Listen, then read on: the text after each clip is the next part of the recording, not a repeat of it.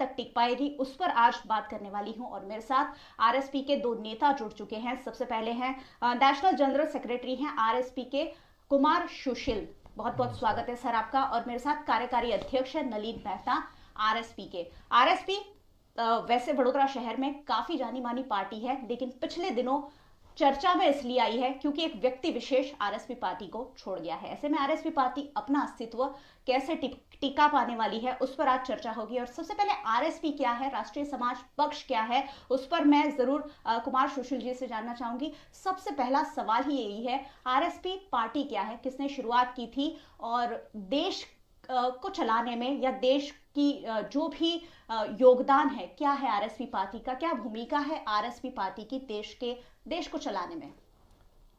धन्यवाद मयूरिका जी। पहले तो मैं आपको और आपके स्टूडियो को धन्यवाद दूंगा कि आपने हमें ये मौका दिया कि हम अपनी बातें लोगों के सामने रख सकें। आपके सवाल को मैं समझता हूँ कि यह एक यूनिक सवाल है जो हमें सब जगह पूछा जाता है। आरएसपी पार्टी एज सच ये राष्ट्रीय समाज पक्ष है जी। आप अगर इस नाम को ही डिराइव करें, भारत में कई पार्टियां हैं, सबकी अपनी विचारधारा है, मैं उस पर नहीं जाऊंगा। राष्ट्रीय समाज पक्ष, जिन्हें गर्व है कि ये राष्ट्र उनका अपना है, जिन्हें ये सोचने पर गर्व की अनुभूति होती है कि ये वतन उनका है, ये जल जंगल जमीन ये मिट्टी उनकी है, वो जो समाज है, इस सोच का जो समाज है जो कहता है कि ये मूल वतन मेरा है, उस समाज की ये पार्टी है। इसलिए इस पार्टी का नाम ही राष्ट्रीय समाज पक्ष पार्टी है, राष्ट्रीय समाज पार्टी है।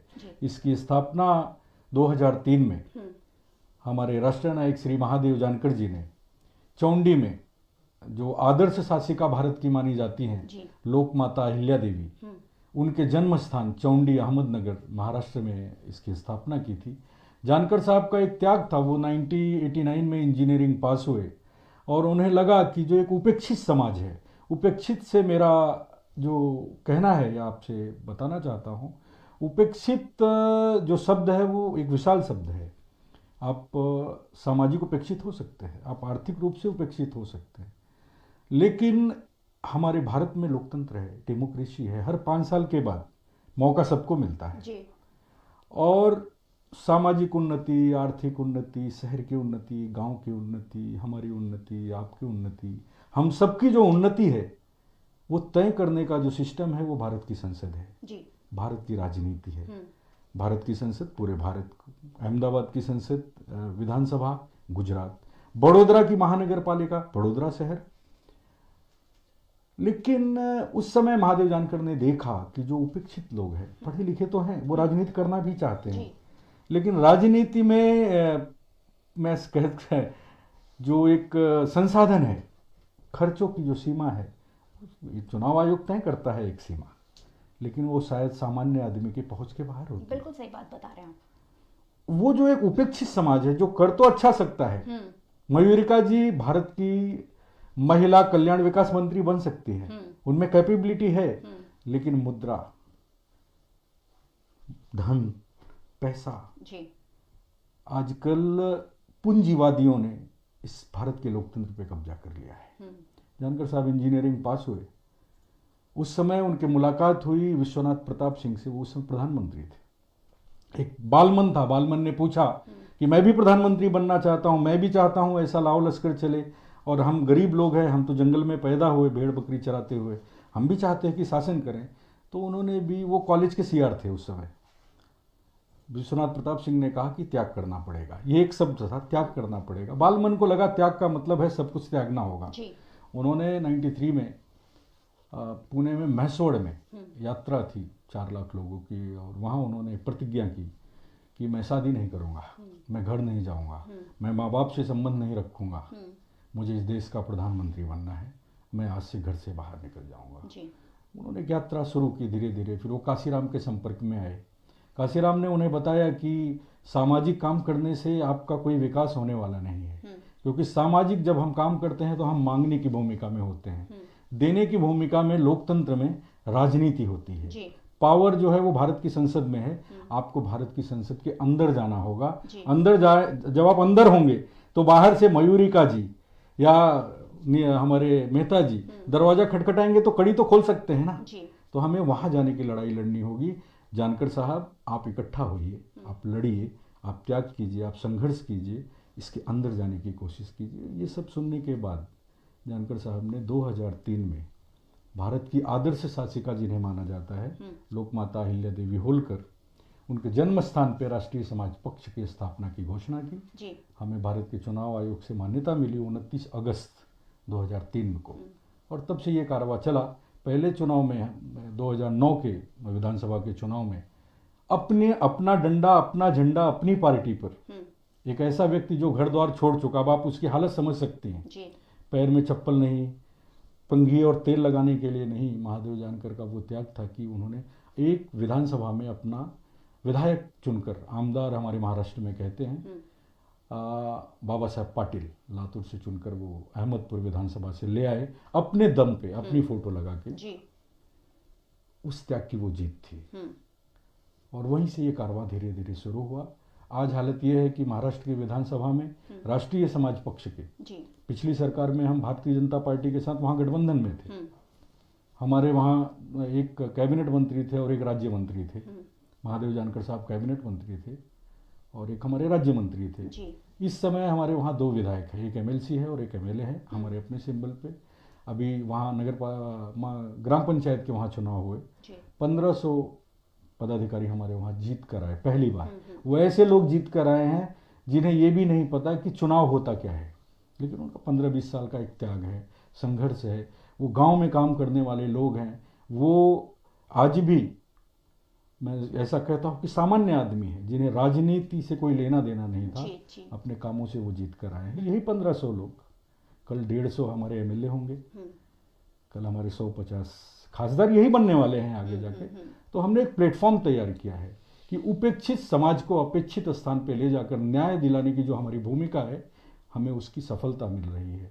भारत में हमारा जो ध्येय वाक्य हमने रखा, सत्य शोधन, समाज प्रबोधन और राष्ट्र संगठन, इसके पीछे हमारा एक मूल मंत्र था कि हम बातें तो कर रहे हैं, वो सही है और गलत है ये हम उसको ढूंढते नहीं हैं। जी। तो सत्य का हमेशा शोधन होना चाहिए। सत्य शोधन होगा तब हम समाज प्रबोधन अगर करेंगे, अच्छा संगठित राष्ट्र हमारा बन सकता है। और हमारी जो विचारधारा है राष्ट्रीय समाज पक्ष की, आज हमें गुजरात में भी कुछ सफलता मिली है, उसका मूल कारण ये है हमारी विचारधारा। चलिए, विचारधारा की आप बात कर रहे हैं और विचारधारा तो काफी उम्दा लग रही है। शायद आपने नहीं सुनी होगी, राष्ट्रीय समाज पक्ष वडोदरा के लोगों ने खास नहीं अगर सुनी होगी तो आज आरएसपी की जो विचारधारा है, जो मोटो है, जो आशय है, वो हमने आप तक पहुंचाया है। और इसलिए मेरे मन में एक सवाल जरूर आ रहा है कि गुजरात में आरएसपी का ज्यादा स्थान नहीं है, वडोदरा में काफी वजूद है। तो मैं ये भी जानना जरूर चाहूंगी कि कौन कौन से राज्यों में पार्टी काम कर रही है और आने वाले 5 सालों में किस तरह के विस्तार की योजना है, छोटा संक्षिप्त में बताइए। हमारी जो विचारधारा है, मैं उसको शायद मुझे पूरा कर देना चाहिए। राष्ट्र ही देव, राष्ट्र ही धर्म, राष्ट्र ही जाति हमारी, राष्ट्र बने बलशाली, ये ध्येय भाषा सूत्र हमारा, ये हमारा ध्येय वाक्य है। इस पर हम काम कर रहे हैं। आरएसपी पार्टी 17 राज्यों में काम कर रही है।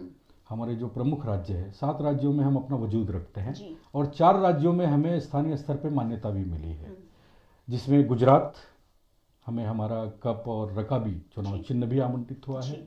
महाराष्ट्र, कर्नाटक और उत्तर प्रदेश के स्थानीय चुनाव आयोग से हमें मान्यता रजिस्ट्रेशन भी प्राप्त हो चुका है। 17 राज्यों में हम काम कर रहे हैं। कोशिश कर रहे हैं हम कि ऐसे उपेक्षित समाज को जोड़ें अपने साथ, जो आज भी पैदल चलकर और साइकिल से चलकर चुनाव लड़ें। धन बल से कमजोर लोगों को, क्योंकि धन बल, हम सोचते हैं कि बुद्धि बल जो होता है वो सर्वश्रेष्ठ होता है। धन बल, बाहुबल कुछ नहीं। बाहुबल है तो आप रणश्रेष्ठ हो सकते हैं, बिल्कुल, लेकिन बुद्धि बल अगर आपको हो सकता है तो आप सर्वश्रेष्ठ हो सकते हैं। ऐसे सर्वश्रेष्ठ लोगों को निकाल कर आगे ला रहे हैं, उन्हें एक प्लेटफॉर्म दे रहे हैं कि आइए। और वडोदरा में वो कारनामा हमने पिछले चुनाव में किया है जी। हमने कुछ हमारे 5 प्रत्याशी जीत कर भी आए। हमारा पहला इलेक्शन था जी। नलिन भाई, वडोदरा की बात कर रहे हैं, वडोदरा के चुनाव की बात कर रहे हैं और वडोदरा महानगर पालिका के चुनाव फिर एक बार कगार पर खड़े हैं। नलिन मेहता भी हमारे साथ है, जो कार्यकारी अध्यक्ष है पार्टी के। उनसे जरूर मैं पूछना चाहूंगी कि आखिरकार किन विजन के साथ, किन मुद्दों के साथ पार्टी इस बार भारतीय जनता पार्टी और कांग्रेस को एक टक्कर देने की सोच बना रही है। नलिन जी, ये बताइए, क्या विजन रहेगा, क्या मोटो रहेगा, क्या लेकर जनता के सामने जाएंगे कि जनता आपको वोट करे? जनता के सामने बड़ौदा महानगर पालिका की जनता जो टैक्स पे कर रही है उसका पूरा मुआवजा उनको मिलना चाहिए। पहला मोटिव हमारा यही रहेगा, क्योंकि जो भी आप भी बड़ौदा शहर में रहती है, आप जानते हो कि शहर में किस तरह से छाया हुआ है, लोगों की हेल्थ की समस्या है, लोगों को पानी की समस्या है, लोगों को ट्रांसपोर्टेशन की समस्या है। कहाँ पर झोपड़पट्टी है उसको उठा के पेरीफ्रल में डाल दिया, तो वहाँ पर गरीब आदमी झोपड़पट्टी में रहता है तो वहाँ तक पहुँचेगा कैसे। ट्रांसपोर्टेशन की सबसे बड़ी समस्या है। आज पहले जब बड़ौदा गुजरात का 2nd नंबर का स्टेट शहर था, आज बिछड़ा हुआ 4थे स्थान पर है। हम ये कहना चाहते हैं क्योंकि जो भी बड़ौदा के पॉलिटिशियन है उन्होंने सिर्फ अपनी पार्टी का ही ध्यान रखा, न कि बड़ौदा की जनता का। और इसीलिए हम ये कहना चाहते हैं कि अगर बड़ौदा को दूसरे से 4थे स्थान पर आप ही लोगों ने पहुंचा है, और हमारी कोशिश रहेगी वापस बड़ौदा को दूसरे स्थान पर पहुंचाने की। वडोदरा को आगे ले जाने की बात है। यहाँ भी स्थानीय स्तर पर जो मुद्दे होते हैं उस पर चुनाव लड़ा जाता है, और उनका कहना है कि नागरिकों के हित को ध्यान में रखकर आगे बढ़ सकती है पार्टी। एक सवाल और आ रहा है, इससे पहले ऐसा कभी नहीं हुआ, पिछला ही चुनाव आपने लड़ा है और इस बार सीधा आप 76 सीट पर लड़ने का मन बना रहे हैं, कोशिश कर रहे हैं। क्या 76 उम्मीदवार आरएसपी पार्टी जुटा पाएगी? मैडम, आज की तारीख में आपके पास मैं बैठा हूँ, इंटरव्यू दे रहा हूँ। आज हमारे जो ऑब्जर्वर भी आए हुए हैं, उनके सामने 300 एप्लीकेशन आई है, और उसमें कैटेगरिकली आप जाओगे तो एससी का भी उतना है, 3-4 हर एक वार्ड में। जहाँ पर रिजर्वेशन हुआ 3-4 कैंडिडेट, एसटी का भी उतना है, ओबीसी का भी उतना है, जनरल में तो है ही है। मतलब कि एक वार्ड में सरेराश आप गिनने जाओगे तो हमारे पास 12 से 13 कैंडिडेट लोगों ने हमारे पास अपना आवेदन दिया है जी। तो हमारे लिए ये कठिन है कि हम किसको लेना है और किसको नहीं, और उसके लिए हमने ऑब्जर्वर बुलाए हैं, और ये तय करेंगे कि किस तरह से हमें जाना है और पार्टी को 76 उम्मीदवार कैसे देना है। पार्टी को 76 उम्मीदवारों के साथ वडोदरा शहर में जो चुनावी मैदान अब बनेगा 1 महीने में वडोदरा शहर, उसमें उतारा है, और खास ऑब्जर्वर आए हैं, निरीक्षक आए हैं, कुमार सुशील जी। सुशील जी, आज इतने लोगों से आपकी मुलाकात हुई है, क्या विजन था उनका, क्या सोच थी, किस पैमाने पर आप प्रत्याशियों को पसंद करने वाले हैं? मेरे लिए भी एक ताज्जुब का ही विषय था। अच्छा। पिछली बार हमारे 5 लोग जीत कर आए थे जी, और 76 यहाँ वार्ड है, 76 यहाँ कैंडिडेट कंटेस्ट करते हैं जी। 4 गुना उम्मीदवार। मुझे खुशी इस बात की हुई कि इस पक्ष की अवधारणा जब महादेव जानकर साहब ने रखी थी जी। उनकी जो सोच थी कि उपेक्षित लोगों को अपेक्षित में, मेरा बेटा गवर्नमेंट के स्कूल में पढ़ता है तो उसकी तकलीफ को मैं समझता हूँ। जी। किसी का बेटा सीबीएसई आईसीएसई बोर्ड में 5 लाख रुपए फीस देकर पढ़ता है, 12वीं पास होगा, मेरा गवर्नमेंट के स्कूल में पढ़कर पास होगा, और वो दोनों जेई और नीट की परीक्षा देंगे। एक घोड़े को आपने बादाम खिलाया है, एक को चना भी नहीं दिया, और दोनों की दौड़ आप लगाना चाहते हैं। मेरा बेटा चना खाकर आया है, मुझे मालूम है कि उसे बादाम वाले से आगे कैसे ले जाना है। आज जो 300 लोग आए थे, मैं गुजरात की टीम को, पंड्या साहब है हमारे, सुशील जी है, शास्त्री जी है, वाघमोड़े साहब और नलिन भाई, मैं सभी को धन्यवाद देना चाहता हूँ। सामान्य लोग थे जो अपनी अपनी वार्डों में मतदान रखते हैं, जिन्होंने हमें लिस्ट दिखाई कि साहब ये 8 महीने कोरोना काल में, ये देखिए ये 3500 घरों को हमने खाना पहुंचाने का काम किया है, ये हमने सैनिटाइजर बांटे हैं, लेकिन उनका चेहरा ही नहीं है इस वडोदरा में या कहीं भी नहीं है। तो मुझे खुशी हुई, 300 लोग कैंडिडेट है, अभी सब प्रक्रिया शुरू हो रही है। सामान्य लोग आए थे, हम जैसे लोगों को चाहते थे वैसे ही लोग आए थे, और मुझे ये आज एक विश्वास आया गुजरात की टीम पर कि यही 300 लोगों में से गुजरात के आपके विधायक भी निकलेंगे, और हमने ये दिखाया भी है कि नगर सेवक भी बनाया तो विधायक का कैंडिडेट भी बनाया है।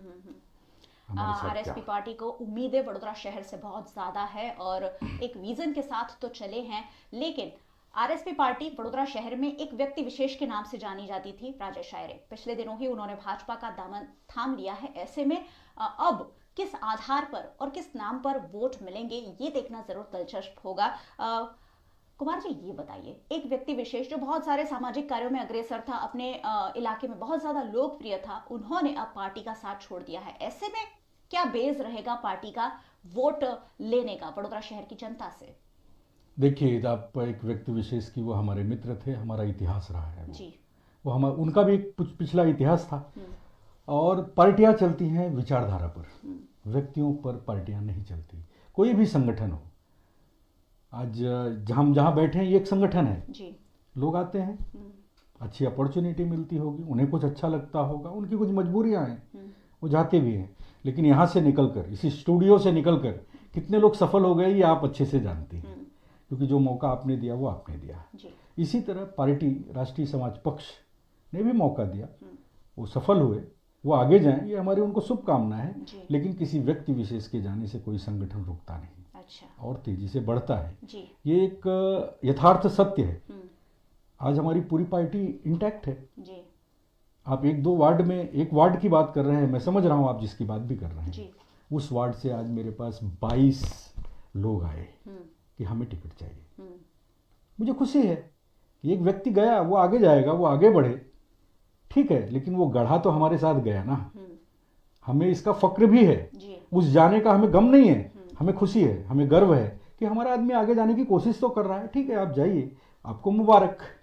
तो उनके जाने का एज सच विचारधारा पे कोई प्रभाव नहीं पड़ता। हमारा संगठन विचारधारा ओरिएंटेड है जी। और हम विचारधारा पे काम कर रहे हैं, हम आगे बढ़ेंगे। वार्ड नंबर 9 की जो सीटें थी आरएसपी के पास थी, लेकिन अब वडोदरा महानगर पालिका के चुनाव में वार्ड नंबर 9 में कौन से प्रत्याशी उतारे जाते हैं उस पर पूरे वडोदरा शहर की नजर जरूर होगी, और कितनी सीट आरएसपी उस वार्ड में और पूरे वडोदरा शहर में जीतकर ला सकती है, इस पर भी नजर रहेगी।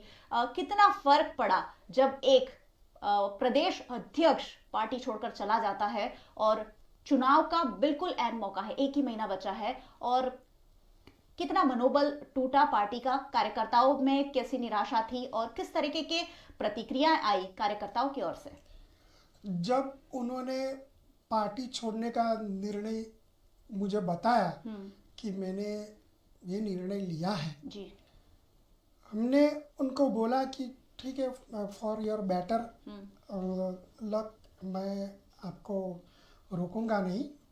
हमारे नेशनल पार्टी के लीडरों से भी मैंने सलाह मशवरा कर लिया जी। कि जब अभी आगे बढ़ना है। 2015 में जब पहली बार उन्होंने हमारी पार्टी से ये चुनाव लड़ा, उस टाइम तो कोई फिगर वगैरह थे नहीं, हम महादेव जानकर के नाम पर और आरएसपी के नाम पर ही चुनाव लड़े थे जी। 2015 में हमारे 15 कैंडिडेट थे, उसमें ये 4 कैंडिडेट चुन के आए थे, दूसरे जो थे वो 400-500 वोट से हार गए थे।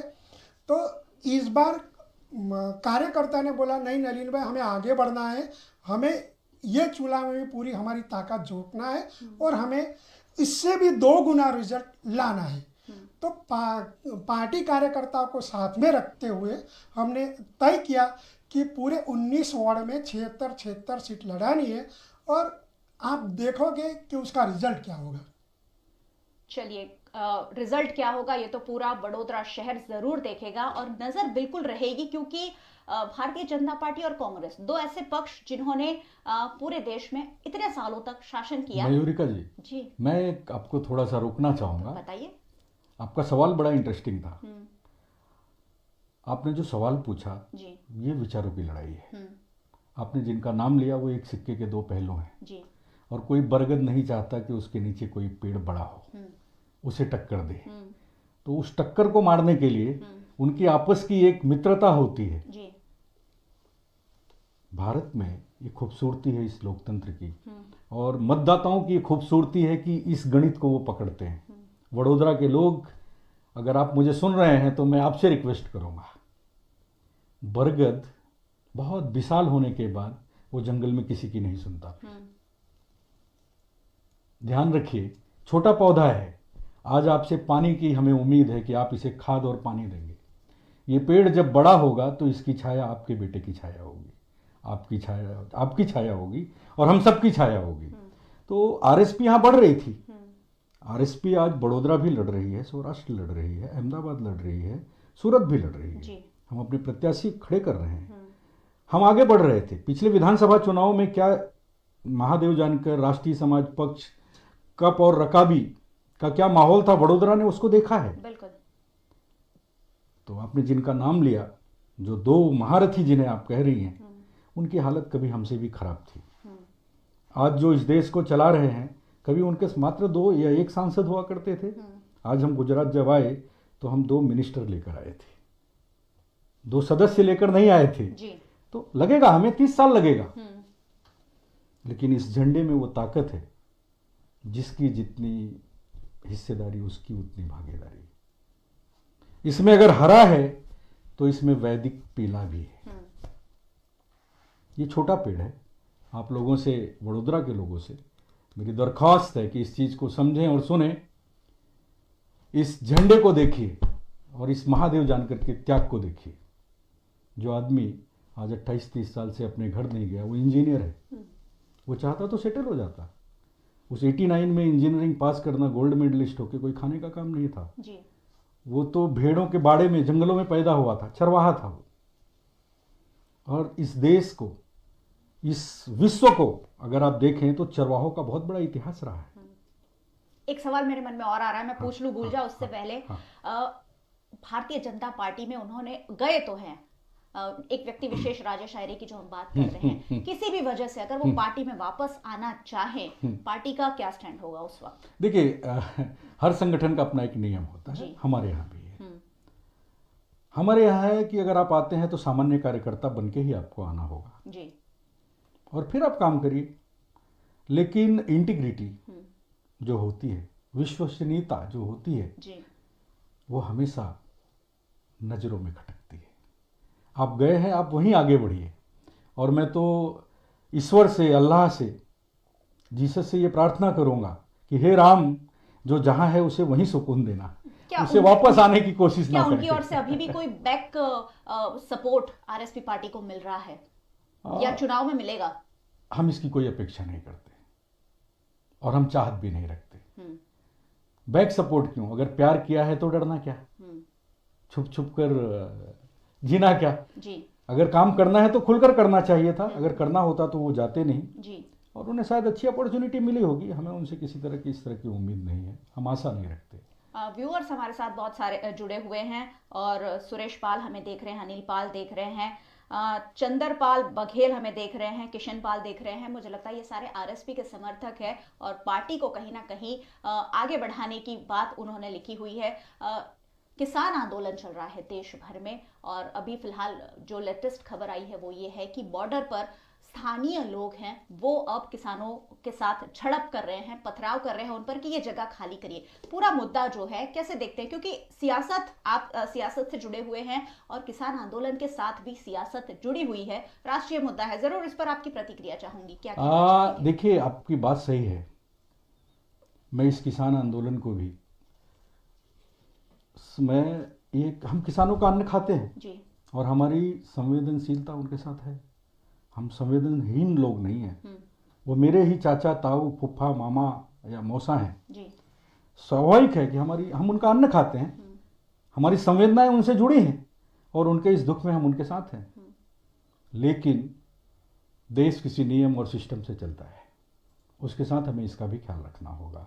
लेकिन इस आंदोलन को मैं आज आपके स्टूडियो में ये बताना चाहता हूं कि जो नहीं दिख रहा है हमें और आपको, मयूरिका जी, वो भी देखना चाहिए जी। अन्ना आंदोलन का हसरा हमने देखा है। लोकपाल आज भी आ रहा है। सरकारें बदल गई लेकिन लोकपाल का इंतजार ऐसे ही है जी। वो समय भी ध्यान करिए, वो 2009-10 का समय था और 2011 में जनगणना होनी थी इस देश की। ये भी 2020 और 21 है।